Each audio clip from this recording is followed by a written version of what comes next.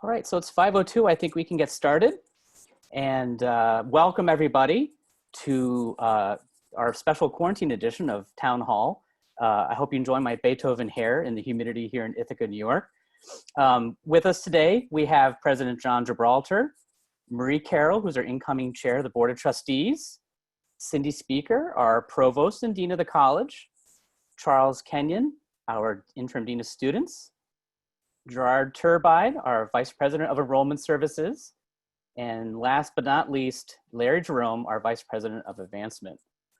And so the way it works, everybody, is that you can see us, but we cannot see you, at least on video.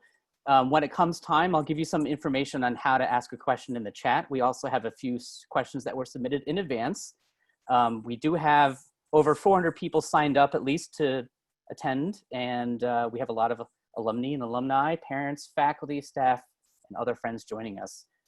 As I said, we'll also take some additional questions, time permitting, after the main presentation.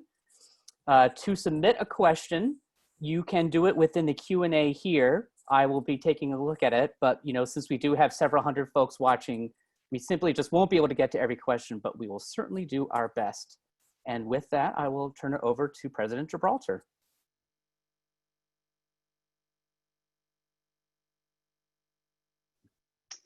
I was muted. Thank you, Chris. And I really want to thank all of you for joining us this afternoon. I hope that you're all doing well and that neither you nor anyone in your family has been affected negatively by COVID-19. I know this has been an incredibly stressful couple of months. I really want to start by apologizing for the format of this town hall today. Many of you know me, and I know I prefer face-to-face over this one-way broadcast. But I felt strongly that it was better for many of you to hear my voice than just read my words in my weekly updates. Having said that, though, I hope the updates have been helpful, and more than anything, it's been my very strong desire to keep you all informed. So just to recap a little bit, as you all know, in early January, we started hearing about possible cases of COVID-19 in the United States. The day before our spring break in March, Dean Kenyon and I met with our collegiate cabinet. And during that meeting, I suggested that maybe students would consider staying on campus and not leaving. And some students took me up on that offer, and others, of course, headed out onto their spring break. While they were on break, as we began to hear more about the spread of COVID-19, I extended the break by 1 week to give us an opportunity to think about how we needed to respond. After all, Aurora, New York is so safe and so secluded, but with people all over the country on spring break, including our athletes who were in active competitions down in Florida and North Carolina, I was suddenly having to deal with the possibility that these students could come back to Aurora and bring the virus with them. Soon after, within a couple of days, the governor of the state of New York, Andrew Cuomo, ordered all campuses to go online, and that included K-12, not just higher education. I told our students that the campus was closed and they needed to pivot from home to online. They had to leave their belongings locked in the residence hall rooms. They couldn't pick them up.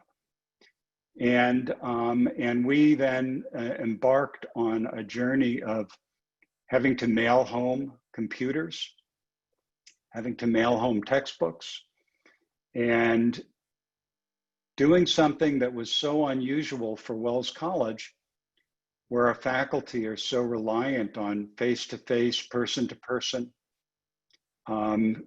relationship with students. Suddenly, they had to do it from the safety of their homes with our students who were suddenly and without much warning sent home as well. Within 2 weeks, we were able to get all of our students safely home. including our students from Japan.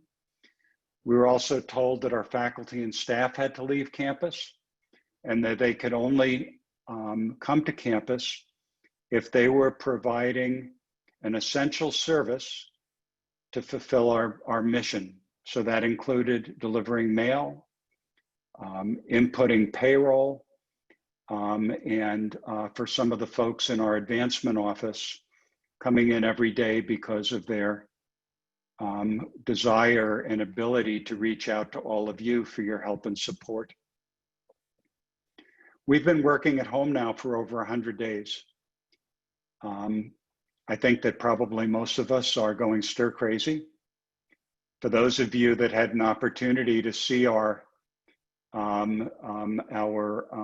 virtual degree conferral ceremony, you saw that I was sitting alone in my regalia in front of Macmillan Hall as I conferred upon our graduates their degrees. New York State is on pause and reopening in phases. Last week we entered phase 2, which it permitted administrative personnel back to campus. We received guidance for phase 2 at the exact moment we entered phase 2. So we're now developing guidelines to bring our staff back, hopefully next week, using social distancing, providing masks, providing the essential disinfection of spaces, and making sure that we have provided with appropriate density control so we don't have too many people in occupying the same space without being safe. We're waiting for, and I want you all to know that we're literally pleading with New York State to provide guidance for phase 4 so that we know when our campus, we know how we have to submit our plans so that we know how and when we'll be able to reopen. We have not received that guidance yet. We have been developing a plan using our COVID-19 response team, which is a very large and diverse group of our entire college's community, including a physician from the Family Medical Center in Aurora, who's providing us with medical advice. And we're waiting so that we know what the format will be for the submission of that plan. What are the expectations? We've worked out the details for testing using a local medical center to do the testing for us. Contact tracing will be done by the Cayuga County Department of Health. We've set up for isolation and quarantine if needed. We have multiple subcommittees working to reinvent the academic calendar, including the possibility of in-person supplemented by online and remote education. We're likely to shorten the semester and get students home before the Thanksgiving holiday, and offering possibly our courses in time-shortened blocks rather than students taking a full 15-week semester. I would be remiss if I did not recognize that this is a trying, difficult, and incredibly emotional time, not just for our Wells community, but for our nation and the entire world. COVID-19 has created an enormous crisis for our students and our community. It's torn back the veil on social inequities of disparate access to medical and psychiatric care and all other forms of support.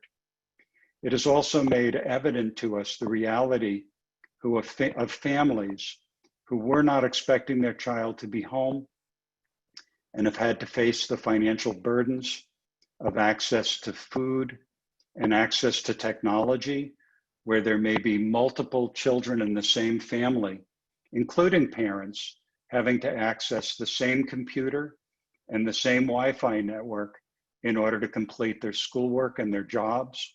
And we absolutely recognize the enormity of the burden that's been placed on people. That's why we in part created a virtual food bank with students applying for gift cards to their local supermarkets and we've distributed several thousands of dollars worth of gift cards. And I want you all to know that we are also offering online instruction right now during the summer to over 180 students so they can catch up or get a leg up towards their degree. And we're offering this for free to our students, and the faculty are being paid by the Endeavor Foundation. We are charging them no tuition because it's the right thing to do. Folks, we're all walking around in masks where we can't see each other's faces, and we've been in isolation for over 100 days. The murder of George Floyd that has justifiably ignited rioting and protesting in our nation has created direct evidence that the social contract in our nation has failed and something needs to be done, and it needs to be done now.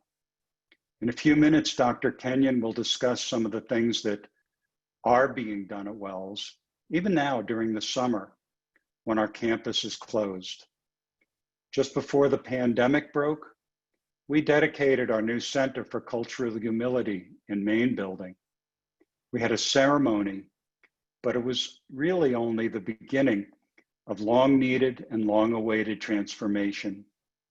Wells College, like so much of higher education, has been all too slow to embrace the type of significant change necessary to identify and rectify incidents of racism, racial injustice, microaggressions, and other inequities in our own community when they happen. We're also dealing with another crisis, the economic crisis that's been brought about by the unemployment of close to 36 million people in just over 100 days. And while the global financial markets have been responding positively to recent reports, all indicators are that we're heading into a very long and very bad recession. So on May 6th, I sent an email that many of you remember because I think it rocked many of your worlds. And I told you in that email that if we can't have students back on campus in the fall, we might not be able to reopen the campus. Wells College, like so many other colleges, can't survive without room and board revenue. And after that email, so many of you reached out and said, what can we do to help? And I have to tell you that I'm so grateful that you did, because we needed your help and we still need your help. We are dealing with the fact that we need to provide students additional financial support in the form of aid, which will cost us approximately an additional $1 million next year. We're dealing with the cost of testing and providing appropriate personal protective equipment and making modifications to our campus to keep everyone safe. And we continue to struggle with these significant challenges, financial, health-related, and educational. And this pandemic has brought this upon all of us. We had a plan, a solid plan for Wells College to move ahead confidently into the future. And we were moving confidently forward into that plan. And COVID-19 has really thrown us off of our plan. Our Wells in Florence, Italy program is on hold right now.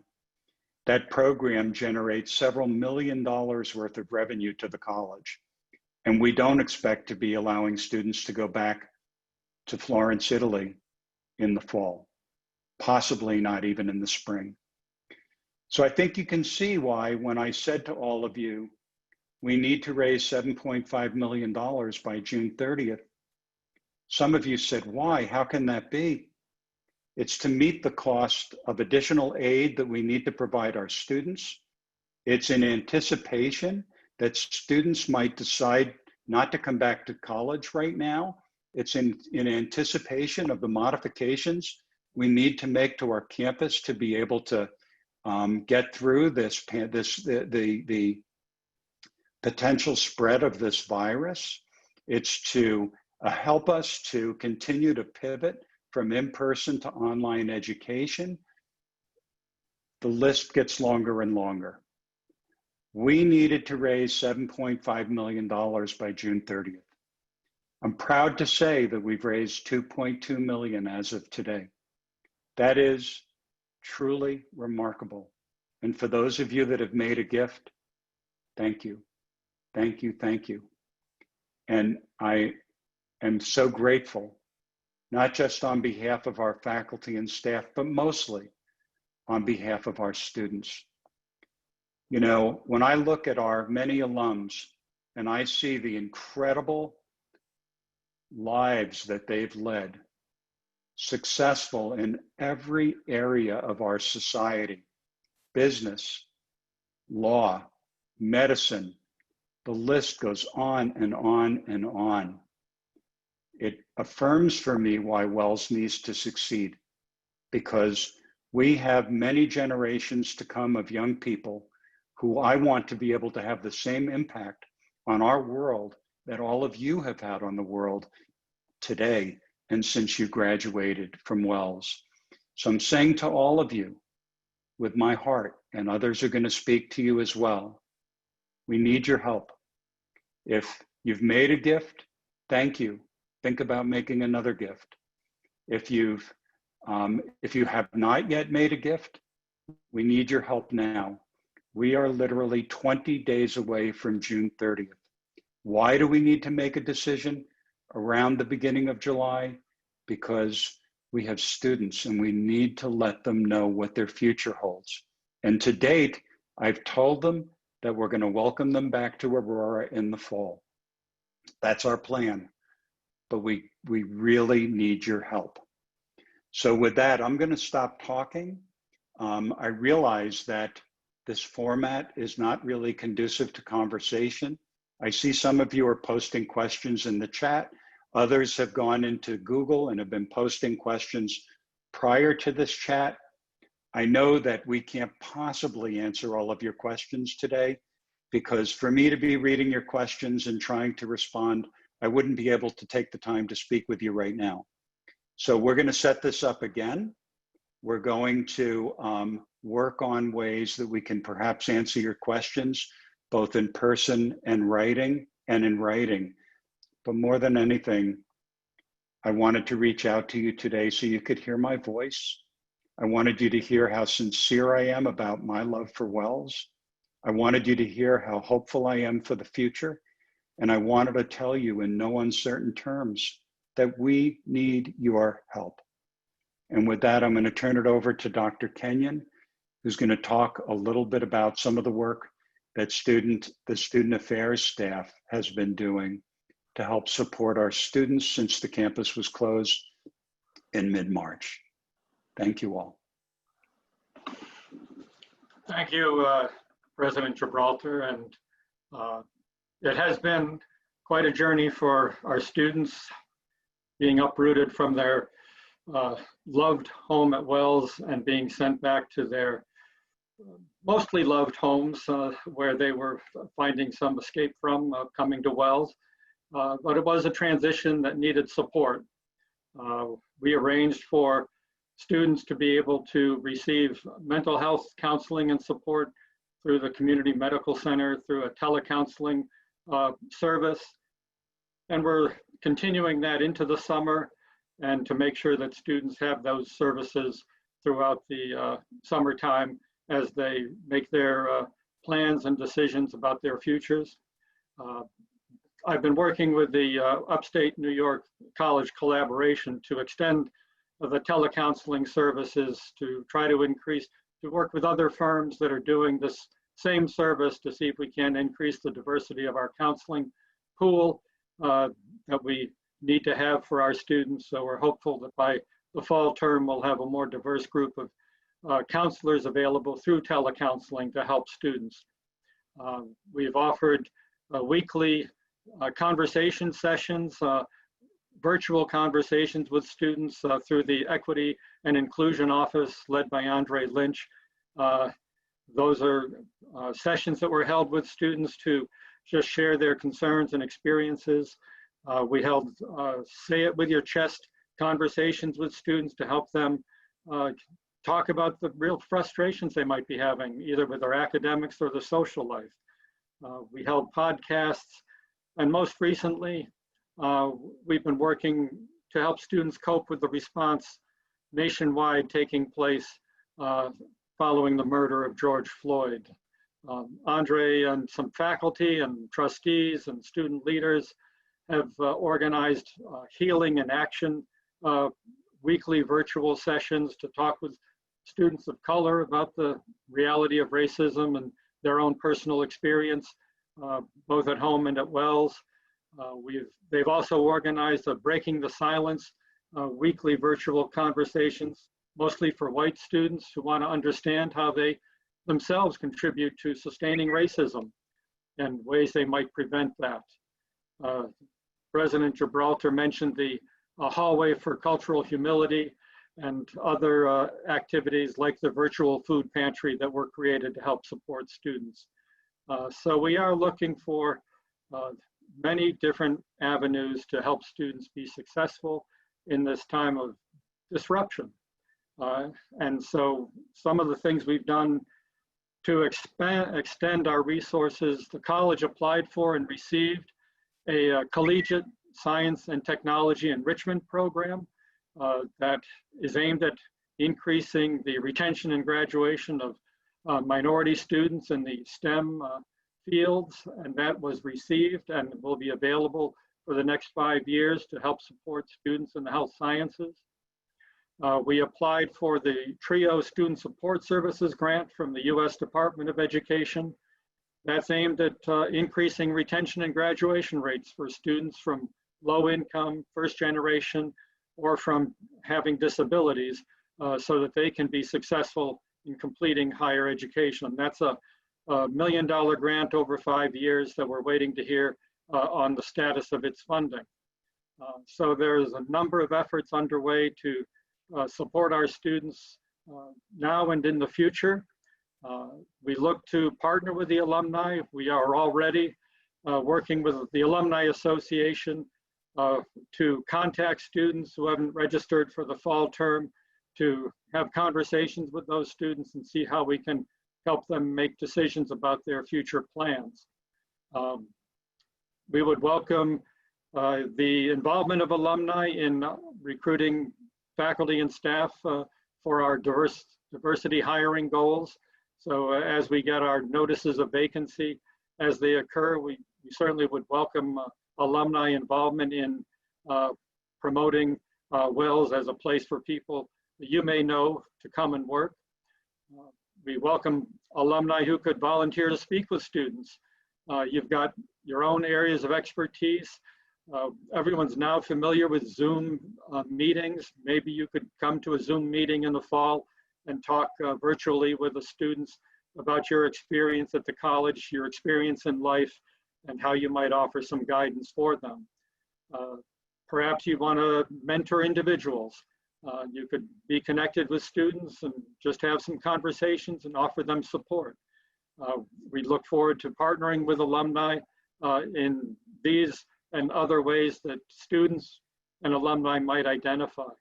This is a community that's exemplary in its diversity.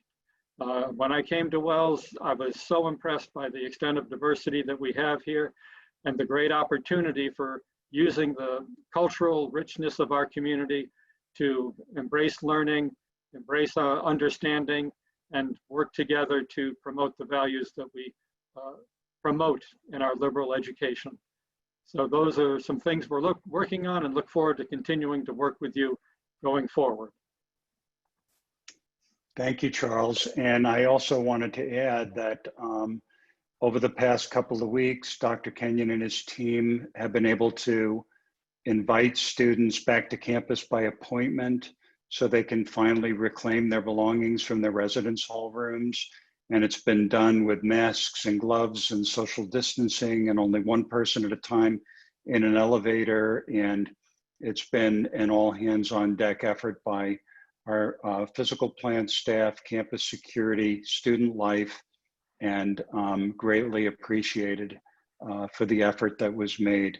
I'd like to now ask Provost Speaker, because I know some of you have heard about Middle States and our accreditation.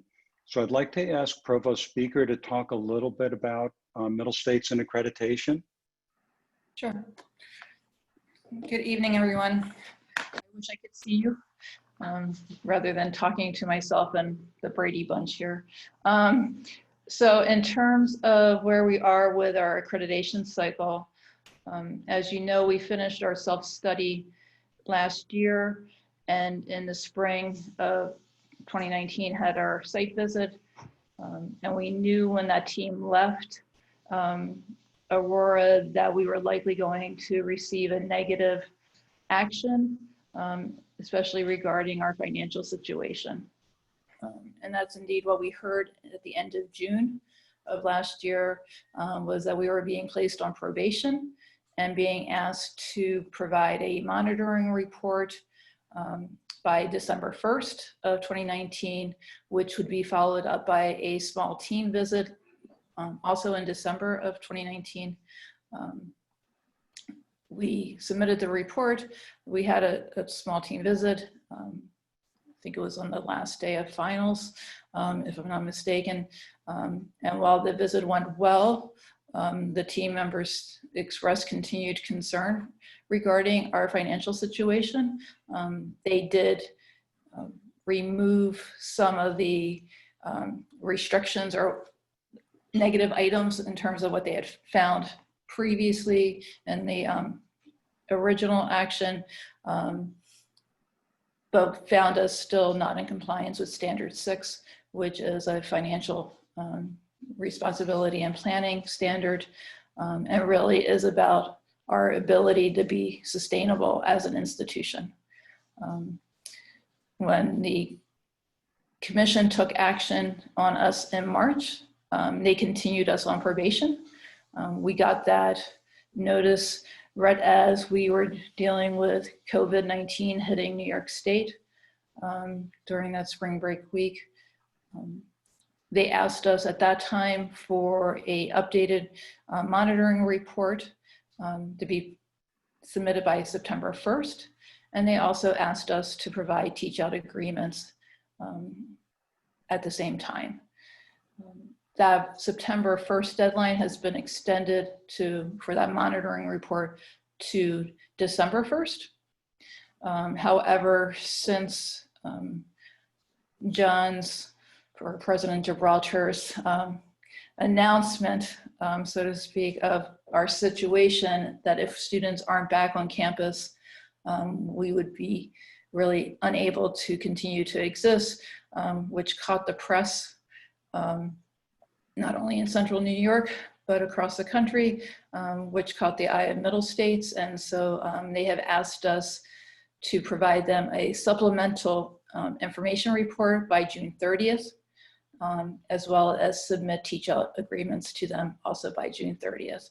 And that is really so that they know that, especially in terms of teach-out agreements, that our students would be taken care of and served well.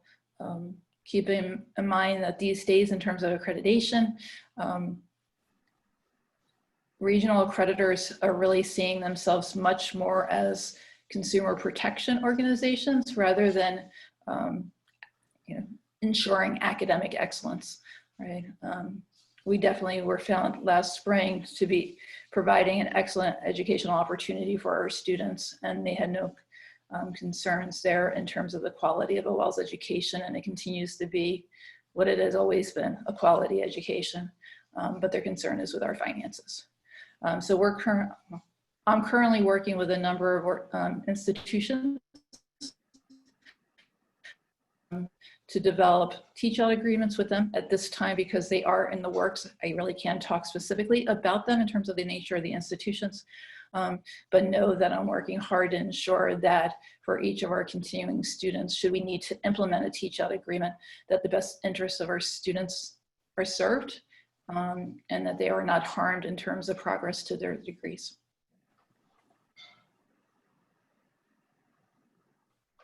All right, thank you, Provost Speaker, for that. I'd like to turn it over to Gerard Turbide to talk a little bit about our progress with enrollment and how his team adapted to the whole pandemic situation. Hello, everyone. First of all, I just want to say I'm just coming up on about a year here at Wells, and I continue to be grateful to serve this extraordinary institution. And I want to thank all of you for taking time to have this conversation with us today. I'll be brief. I have just a few things to share. We had a goal to begin this fall semester with 145 first-year students and 15 transfer students. At this moment, we have 142 first-year students enrolled and 7 transfer students enrolled. So we are well on our way to that goal. I would like to have more students enrolled at this point, but am very pleased with where we are given the extraordinary challenges that we face with the pandemic. That has made everything very different. It's very difficult to predict what will happen. Prior to the outbreak, we knew that we would have increased challenges for those of you, which is probably almost all of you, outside of the college admission profession. My professional organization was forced by the Department of Justice to change its ethical guidelines, which the result of which we believe will be increased late cycle activity of other institutions trying to woo students away who've already committed at other institutions. So, already we knew we were faced with some level of challenge. What I'm amazed by in all of this is the Wells College campuses and community's ability to shift and adapt to these new circumstances. Our enrollment team, our faculty, staff, current students engaged in online open houses without our having the ability to welcome families to campus. We focused on intensified recruitment within our own backyard, which has proved to be successful in garnering more enrolled students. And we have ongoing work to do, so we're by no means finished with that. I also want to recognize and thank the WCA and the Fargo group who are reaching out to our incoming students and building ongoing relationships with them as well. Very appreciative of that. So in all of this, I remain very positive. We have a very good number of bright, talented students who are looking forward to, with great enthusiasm, their future at Wells.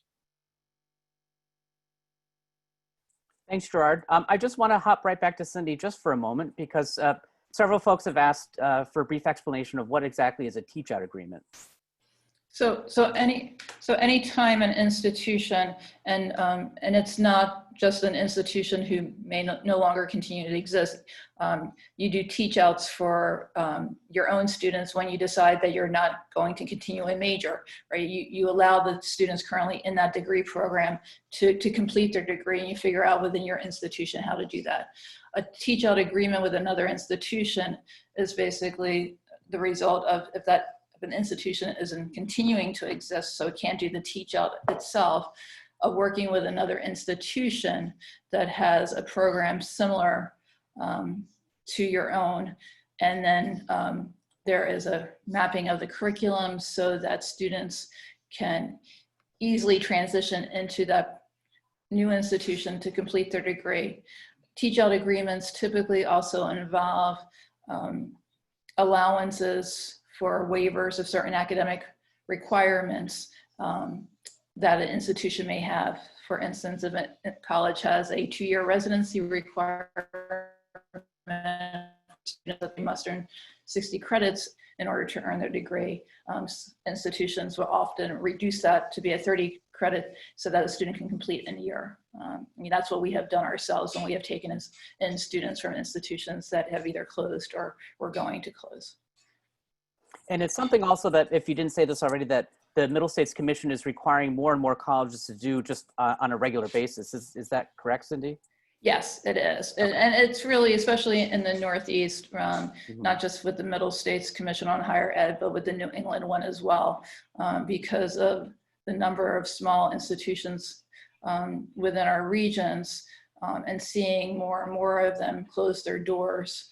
Mhm. States and the regional accreditors are being much more concerned about, again, how is a student going to complete their degree? Mhm. And on a related note, one person did ask about, have we connected with local community colleges to ask about junior year transfers? And yes, we do have transfer agreements with a number of local colleges, including Cayuga Community College, TC3. Those are just a couple I can think of off the top of my head. But with that, I actually would like to turn this over to Marie Carroll, our board chair, to talk about her work as incoming chair and also with the Bell Tower Committee. And Marie, you just have to unmute, please. Get that right. Thank you, Chris. Yeah, I am Marie Carroll. I will be board chair effective July 1st, but I've been active on the board for a decade. I'm an alumna class of 75 and have stepped up into leadership roles on the board after having retired from an executive position at Anheuser-Busch in planning and analysis. As we've been talking about on this call and in much of the communications have been seeing, our focus right now is on fundraising, on enrollment, on COVID preparedness, and it's necessary for us to focus on these items in order to open in the fall. But at the same time, we have to think strategically and longer term, and that's really what the Bell Tower committee is working on. Bell Tower is a community-wide team that is developing a proposal for the cabinet and the board to consider that looks at a multidisciplinary academic enrichment initiative in order to provide a path forward for the college. We believe that the ideas that are coming in and the work that had been done prior to COVID hitting us is giving us a position to leverage our strengths, to enhance the experience and the preparedness of our graduates, and really to differentiate us by embracing who we are. We're small and we're rural, but we're tough and we're fighting. The Bell Tower team is absolutely energized by the depth and breadth of the suggestions that have been coming in. They've come from all different directions, a number from the faculty, from alumni and alumni. And these suggestions are being weaved into a series of initiatives that we believe can stair-step Wells to a future that enables us to draw on our strengths, to use our campus year-round, enhance our core undergraduate arts and sciences, and serve a broader age demographic with some non-degree programs. Now, these aren't things that we necessarily can do right away. We certainly couldn't do a summer program this summer, and some of them will require investment, but a lot of them are utilizing resources we already have, and we feel very strongly that we should be able to market our enhanced program to prospective students and funders alike. So we're focused on what are the things that the college already does well, and how can we capitalize them, think about what will be particularly resonate in a post-pandemic world. So you're looking at our health sciences, looking at a lot of the other initiatives, but we're looking across all of the academic programs. We're also looking at the whole area of student life and thinking about how we can have more programs that really address the desire that I remember when I was an undergrad, and I know is still there, for students to be more involved politically and as an activist, but also maybe for political change.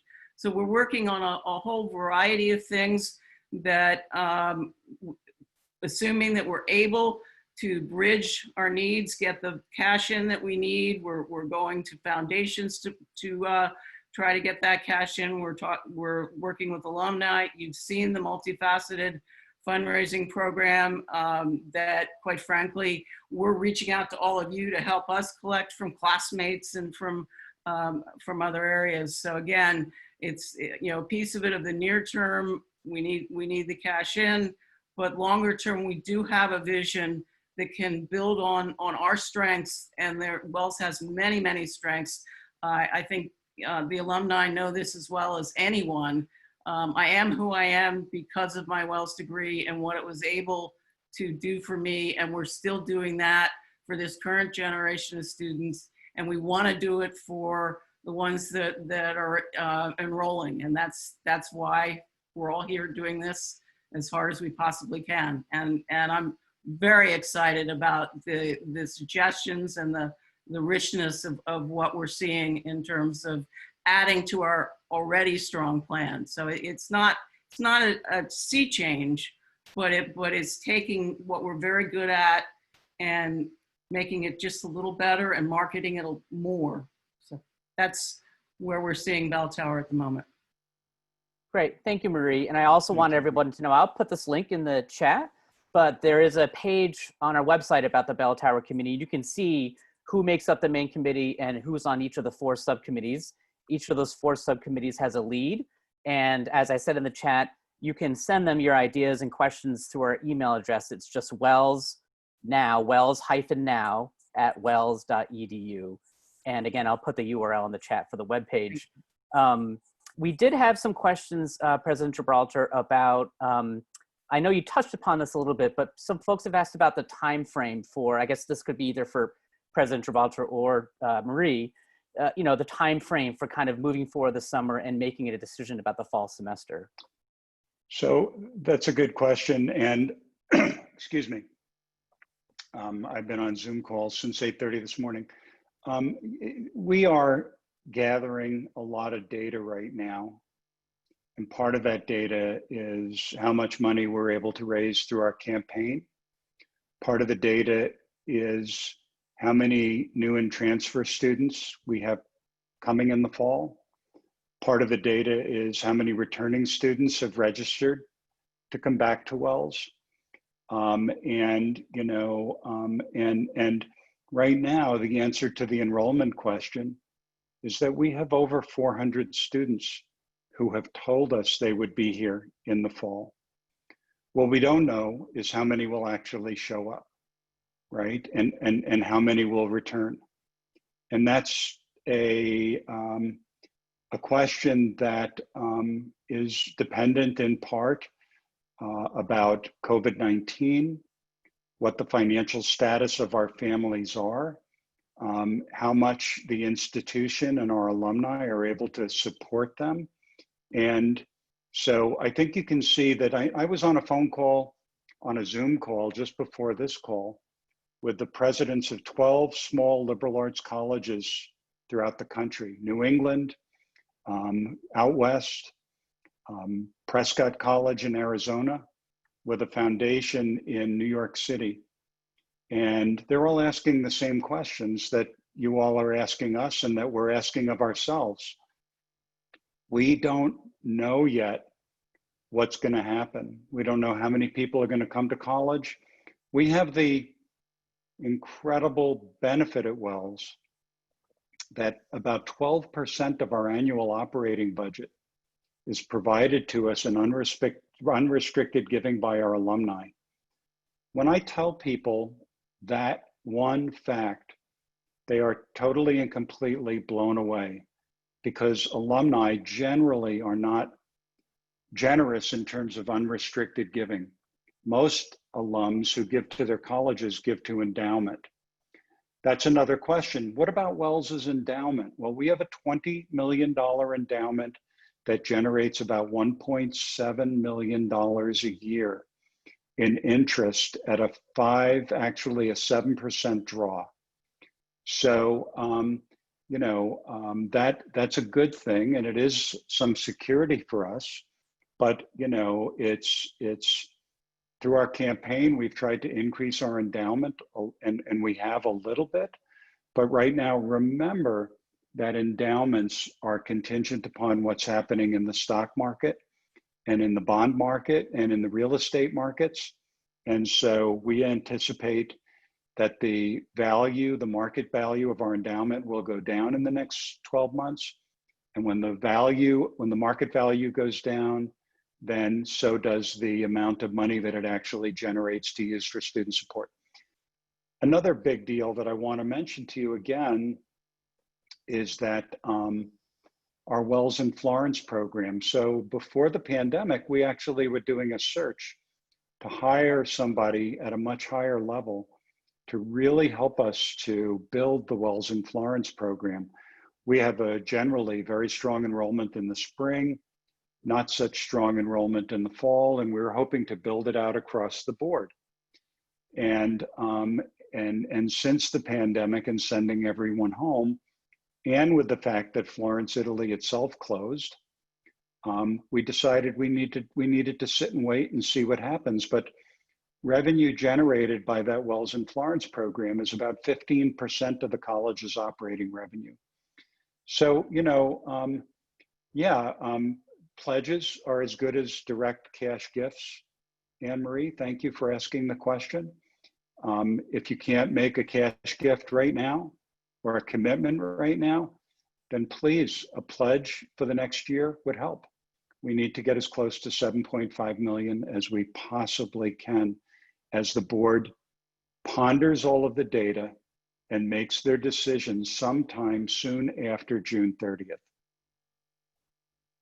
And on that note, just to clarify, I know you did touch upon this previously, President Gibralter, but if we don't quite make that 7.5 million, a lot of people are asking, what does that mean? Does that mean we automatically can't move forward? Or the reverse, which is, what if we do raise the 7.5 million by June 30th? Does that mean we absolutely can reopen in the fall? How would you answer that? My answer is the closer we come to 7.5 million, the greater the likelihood that we'll be able to open in the fall if New York State approves our plan to bring students back to campus. We have not backed off one iota on planning to open. That is where we're spending all of our time. What can we do to reopen the campus? So, the answer to the question, and it's a good question, is we're planning to reopen the campus. The closer we get to 7.5 million, the greater the likelihood that that's going to happen. If we're far off that mark, the likelihood of the campus reopening goes down, of course, exponentially. So again, we need your support. We need it now. Don't wait, don't hesitate. Every gift counts. And we have been receiving gifts, literally hundreds of gifts a week. On a related note, President Gibralter, a couple of alums had written in prior to the presentation to ask on those lines, if we didn't raise the entire $7 million, is it possible to say cut more staff lines or cut the budget, to help make up that loss? Can you address that concern? The college's budget has been cut to the absolute bare bones. We have faculty who have retired and are leaving the college at the end of this year. We have several staff who are leaving the college. Be aware that for a college of our size, we have 9 cleaners. We have 2 groundspeople. We have literally 1 administrative secretarial support person for all of academic affairs, meaning all of our faculty and student life. We've cut the college to the bare bones. There really is not much more we can cut and still be operational. Thanks. And I also want to address a few questions that have popped up in the chat about why certain people weren't, on camera today along with the cabinet. So the folks on the camera right now represent the senior leadership of the college. Marie is the head of our board of trustees, which has roughly 20, 25 members. I don't know the exact count. And obviously there's President Gibralter, and then the other 6 of us are part of President Gibraltar's cabinet leadership team. A couple of people have asked about Andre Lynch, who's our diversity inclusion coordinator. His position is actually, he's on Dean Kenyon's student affairs team, and his role is focusing on student life specifically. So he does have an important role in advising cabinet on all sorts of issues related to inclusion and equity and diversity, especially as it pertains to student life. But I believe he might be watching right now, but also he also has 2 of his own, weekly webinars that he's hosting privately for WELL students. So I know he has his hands full as well. And another person had asked about the head of our alumni association, which is called the WCA. And we did want to have her on the call. Unfortunately, her work schedule wasn't necessarily going to permit her to commit ahead of time. So we're hoping that she can tune in for at least part of this. But if we do one of these again in the future, we certainly would welcome to have other guests on this call.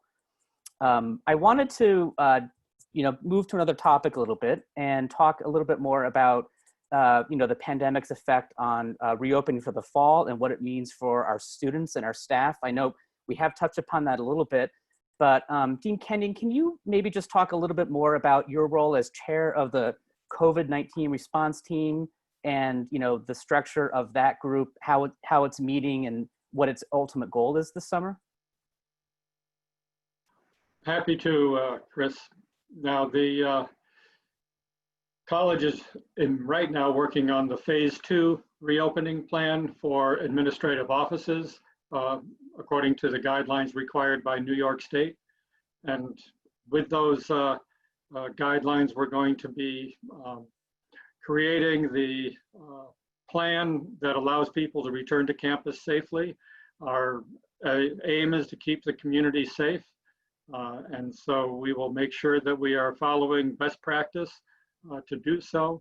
We have a partnership with the Cayuga Health Center, that health system, and that group is servicing Cornell and Ithaca colleges, as well as Wells College, in developing plans for the fall semester.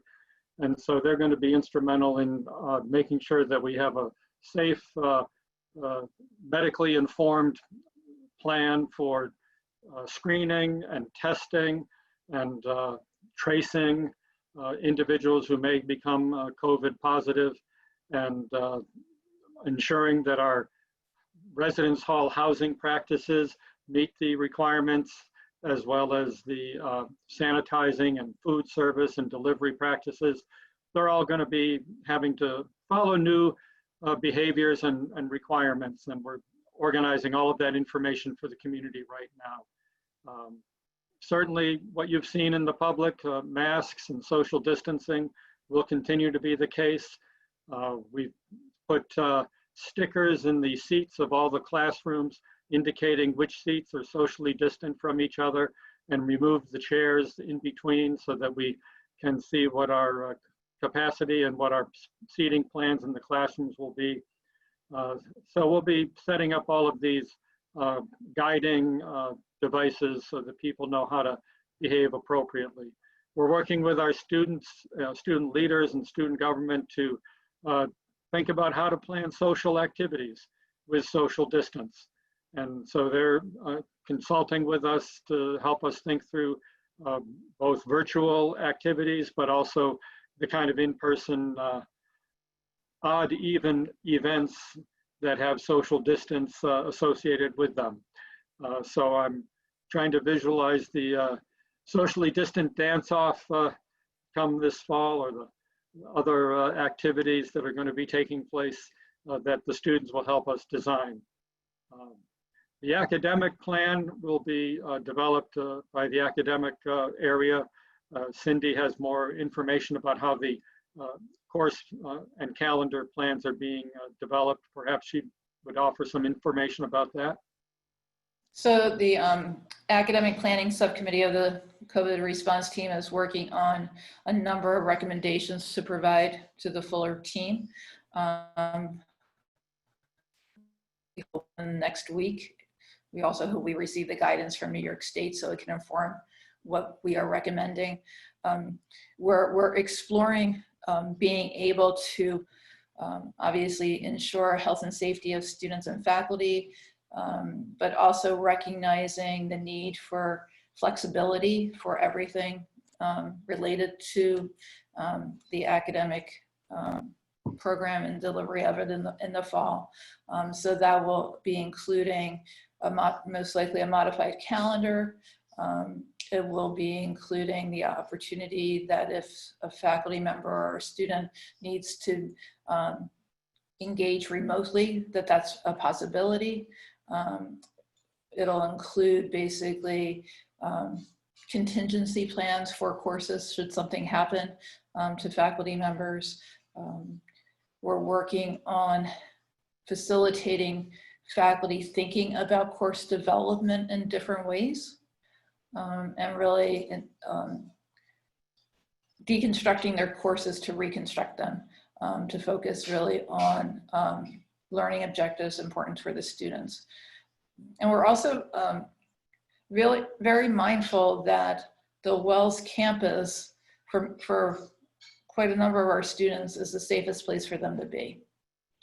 And how do we continue to support them if they can be on campus and be able to complete their coursework, engage academically, and do so in a way that really supports their success. So student success is at the heart of our conversations as a committee. And we recently surveyed both faculty and staff regarding their ideas. We wanted their input into both calendar and delivery for the fall, but we also wanted to hear people's experiences from this past spring. And it was very clear just how difficult for some of our students, the environment that they were in was really hard for them to be academically successful. And so we're mindful of that. And we'll be taking lots of those ideas into consideration as we make the proposal going forward. The key will be flexibility. And I think we learned this spring that we can be a lot more flexible than we have been operating in the past. And I'm hopeful that that will continue. Yeah, and as a member myself, I'm speaking not as the moderator of this discussion, but as the communications director for the college. All of cabinet is actually on the COVID-19 response team, as well as on some of the subcommittees. And one of the tricky things about this is, when looking at guidelines from, say, the Centers for Disease Control or New York State or whatever, a lot of the education guidelines tend to be geared a little bit more towards K-12 education. Whereas a place like Wells, even as small as Wells, we have a dining hall that's following a lot of, the restaurant guidelines. We have a bookstore that's following the retail guidelines. We have, in-person residence halls, which follow those kind of guidelines. So it's a lot to keep track of in ever evolving, environment like New York State, where different parts of New York State are on different timelines. So, we may have a lot of students coming back from the New York City area that is just now going into the first phase. We're in the second phase, according to Governor Cuomo. Education and recreation, which is what most of our athletics fall under, isn't until phase 4. There has to be at least 2 weeks between each phase. We're just not sure exactly when that's going to happen. So I also just want to say we're just past 6 o'clock Eastern, so I think we have time for a couple of more questions. And here's one from alum who has asked about going back to the fundraising a little bit. Maybe Carl, this is a question for you as our Chief Financial Officer. One person has asked how much of the 7.5 million will go to the endowment versus how much will meet this 2021 annual fund goal. And on a related note, we've got some questions about people saying, can we use a lot of the endowment to cover our cash needs? Sure, be glad to, Chris. The portion of the fundraising of the $7.5 million would all go to cover into the operating budget to meet the expenses for this forthcoming year. And the endowment that John referred to, about 20 million, that is the endowment that is restricted by the donors that give us the money. And so then, and most of that goes to fund scholarships. And we don't have a lot of flexibility with that. There is about $4 million of the endowment where we do have more flexibility, and that the earnings on that are what comprise, that's part of the $1.7 million that John referred to as coming into the budget. I think that's good. And then on a related note, a late breaking question, what portion of the budget supports financial aid? If you can talk about that for a second. Well, the tuition, room and board projections for next year are about $17 million. And about $7.9 million of that is being offset by financial aid. Works out to be about 45% discount rate, if you will, be on the total package. Well, thank you very much. And I think we are pretty much out of time. So I'd like to turn this back to President Gibralter to say a final few words, and then I will wrap it up at the very end. So again, I want to thank all of you for joining us today. I think you know that this is a moment for Wells, and Wells needs you now. We need your help and your support now. And we are working 12 hours a day, 7 days a week on our plan to reopen, to raise money, to reach out to individuals, to reach out to private corporate foundations, to make plans for infusing additional revenue into the college in the present and into the future. And this is our moment, folks. We need you now. So there are many more questions that were asked in the chat than we can even possibly read in the amount of time that we had. So we're going to organize those questions into a kind of a coherent format, group them together so we can provide you with some responses either in writing, or we'll have another community conversation like this with all of you in the very near future. So thank you all so very much. And for those of you that are in the Northeast, I hope you enjoy the rest of this beautiful day. all right, thanks, President Gibralter. And I know there are certainly a lot of questions we couldn't get to. A few people have asked about the chat, and I can save the chat transcript from this call, and we will do our best to make that available, as well as any answers to the unanswered questions. Like I said, we did get dozens and dozens of them both during this call and ahead of time. So I want to thank all of our panelists for joining us today, and all of you for watching. I hope we can do this again in the near future. And thanks very much. I appreciate it. Have a great evening. Thank you, everyone. Mm-hmm.